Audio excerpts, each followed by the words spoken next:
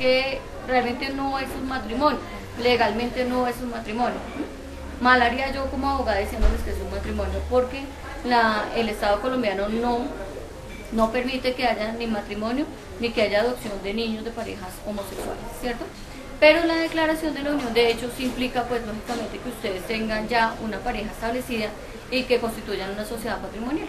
Entonces, en esa medida lo que ustedes van a garantizar son todos los derechos patrimoniales que tienen, que es una de las luchas, una de las conquistas que ha tenido la población LGBT en los últimos 12 años, que hemos tenido como tantos avances en fallos jurisprudenciales y en la parte legislativa.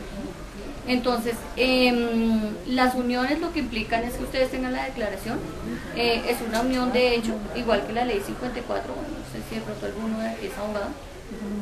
Lo que quiso hacer la sentencia C075 de 2007, si ustedes tienen la posibilidad de leerla, son 78 páginas, pero hace una aclaración de lo que implica realmente la unión de hecho y por qué se tiene que dar una unión de hecho y por qué es tan importante que se tenga una familia social. O sea, ya hablamos de una familia, digamos, atípica, que no es el hombre y la mujer, como generalmente lo concebimos, sino una familia social. De verdad, y eso que yo hablo duro. Bueno, que yo les decía que es importante que la sentencia C075 de 2007 la pudieran leer. Ahí lo que se hace es, yo diría que se les está garantizando a ustedes no solamente la homologación de derechos de parejas homosexuales a parejas heterosexuales, sino que se hace toda una descripción de por qué es importante la familia homosexual. Entonces, como un documento de consulta, es importante que ustedes lo pudieran leer. Hay unos salvamentos de voto también que son muy respetuosos de algunos de los magistrados que también pues dejan una enseñanza. Pero volviendo al tema de las uniones y de las declaraciones de hecho, lo que supone la sentencia y lo que supone la ley, realmente, perdón, el decreto 979, que es el que deroga la ley 54, bueno, voy a dejar de hablar como decretos porque de pronto ahí nos enredamos un poco. Lo que supone la declaración es que ustedes realmente tengan constituida una familia, y más que una familia, que tengan un núcleo familiar y un núcleo patrimonial o una sociedad patrimonial. La declaración de hecho ustedes la pueden hacer en cualquier momento. O sea, si ustedes se conocieron hace 2 meses y quieren declarar que a partir del 25 de junio van a convivir juntas, lo pueden hacer, no hay ningún problema. Para lo que sí hay problema, y lo que, digamos, no problema, sino para lo que se pide que tengamos 2 años de convivencia, es para la constitución de la sociedad patrimonial, que es diferente, ¿sí? Entonces, nosotros lo que podemos hacer es que declaramos la unión de hecho, constituimos la familia, pero a partir de los 2 años ustedes tendrían realmente la sociedad patrimonial. O sea, eso quiere decir que se unirían los bienes sociales de las dos, ¿cierto? Bueno, también se puede declarar y se puede crear la sociedad patrimonial en la misma audiencia de conciliación. Si ustedes han convivido por más de 2 años, que pues eso pasa en muchas parejas, ¿no? Que han convivido 10, 12, 15 años, pero no tienen la legalidad, ustedes pueden declarar la unión desde el momento que la tienen, o sea, de hace 12 años, por decir algo. En ese momento se constituye la sociedad patrimonial y se declara lógicamente la unión de hecho. ¿Por qué es importante hacer una declaración de hecho? ¿Y por qué es importante casarse? Volviendo al tema del conversatorio como tal. Es importante porque ustedes en un solo trámite, una audiencia de conciliación se puede demorar, con todo el protocolo que nosotros manejamos, que ya les cuento cómo es, se puede demorar máximo 1 hora, hora y media. Pero con eso lo que ustedes están haciendo es que se están quitando más o menos 2 o 2 años y medio de proceso judicial para que sea un juez el que determine que realmente existe una declaración, que declare que existe una unión de hecho, ¿cierto? Y eso tiene muchísima trascendencia en la medida que alguna de las 2 personas fallezcan, porque ya no van a ser, la persona ya murió y ya pues no puede hacer la declaración, ya le corresponde en sí a la familia que entre a declarar y pues que entren a demostrar realmente que tuvieron una convivencia para todo lo que tiene que ver con los trámites, con la liquidación de la sociedad patrimonial, ¿sí? Entonces, eso es muy importante también. Y además, porque de los fallos jurisprudenciales que se han tenido en los últimos años, sobre todo los que se tuvieron en el año 2007, que fueron muchísimos, tenemos que las parejas del mismo sexo en ese momento pueden afiliar a su compañera o a su compañero permanente como beneficiario en la CPS. Eso es algo muy importante. Lo otro es que pueden recibir la pensión de sobreviviente también por el hecho de tener la declaración de hecho, que suena como redundante.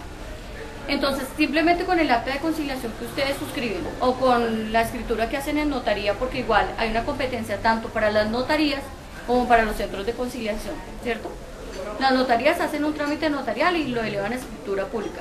Los centros de conciliación, buenas noches, los centros de conciliación realmente hacemos una reunión de amigos, nosotros lo llamamos así, porque no es una audiencia de conciliación, porque es que ustedes no están conciliando nada. Ustedes están haciendo una declaración, o sea, en ese momento no hay una controversia, no hay un litigio, no hay un problema. Ustedes están haciendo una reunión de amigos, como todo hecho social, lo que implica el matrimonio, y pues bueno, yo ya aclaré que no es matrimonio, pero lo que pasa es que la unión de hecho, y entiendo muy bien el título del conversatorio, porque esto, la simbología que se maneja realmente que sea un matrimonio, es lo que nosotros hacemos en el centro de conciliación. Esa reunión de amigos la planean las personas que la van a desarrollar. Nosotros simplemente somos unos cómplices. Entonces tenemos una preparación de una semana, de 15 días, de un mes, eso depende mucho de las parejas.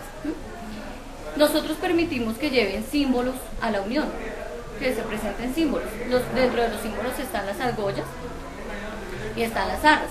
Las argollas es el vínculo que se crea desde ese momento, ¿cierto? ¿Sí? Eso no quiere decir, vuelvo y digo porque es que yo erraría el derecho si les digo que es un matrimonio, ¿sí? Pero es la simbología que se debe tener, pues para que realmente revista la importancia que tiene. Entonces, eso implica las argollas. Y las arras implican o refieren realmente la prosperidad que debe haber en la familia o en la pareja que se está constituyendo en ese momento. Entonces, son 13 monedas, las 12 primeras son cada uno de los meses del año, y la tercera moneda es la prosperidad y lo que se comparte con las otras familias. Ahí está como la caridad y la bondad que se debe mantener en la pareja con nosotros. Entonces, para nosotros es súper importante eso. Dentro de la preparación también ustedes pueden vestirse como ustedes bien lo tengan, o sea, nosotros no tenemos ningún inconveniente porque como les digo, realmente somos cómplices en los procesos. Las audiencias de conciliación tienen todos los principios dentro de los cuales el más importante es la confidencialidad de cada uno de los casos. Nosotros tenemos un espacio adecuado pues para que ustedes lo declaren ahí. O también hemos hecho audiencias de conciliación en sitios diferentes al centro de conciliación, porque lo importante es pues realmente lo que ustedes van a firmar. El acta de conciliación, que es el documento que ustedes firman, tiene dos efectos.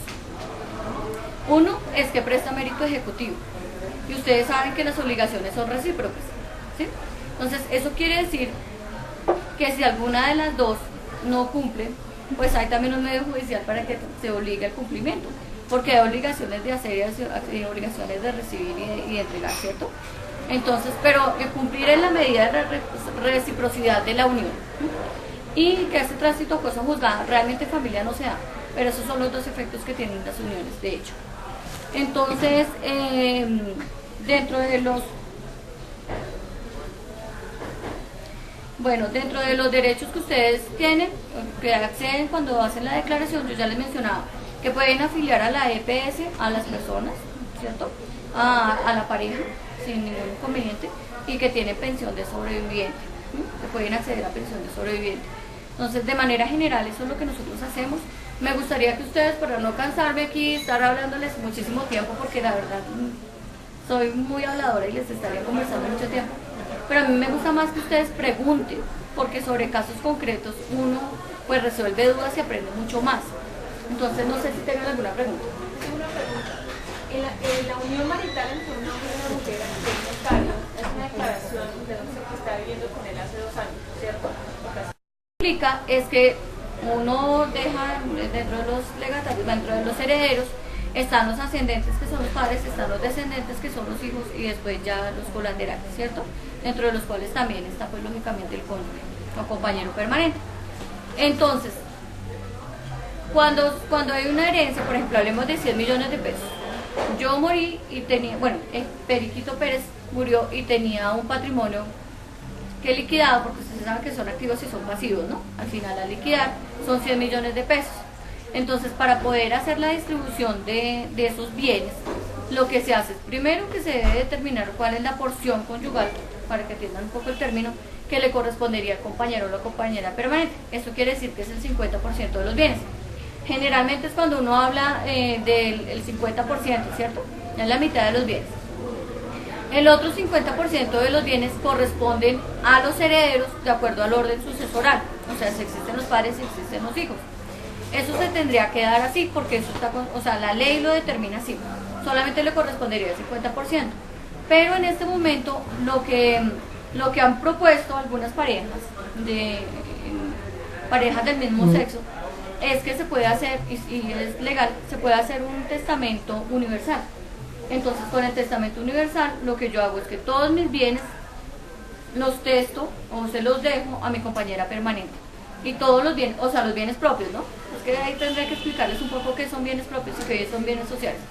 Pero bueno, todos los bienes que me corresponden a mí, que están en cabeza mía, yo los testo o se los dejo a nombre de mi compañero. Igual mi compañera va a hacer lo mismo con los bienes de ella. Y en esa medida, pues entonces ya no habría, ya hay un testamento de por medio, ya la sucesión ya estaría testada, ya no se tendrían que ver pues ya no se tendrían que terminar los órdenes sucesorales. Cuando dices la cosa patrimonial, en sí es eso.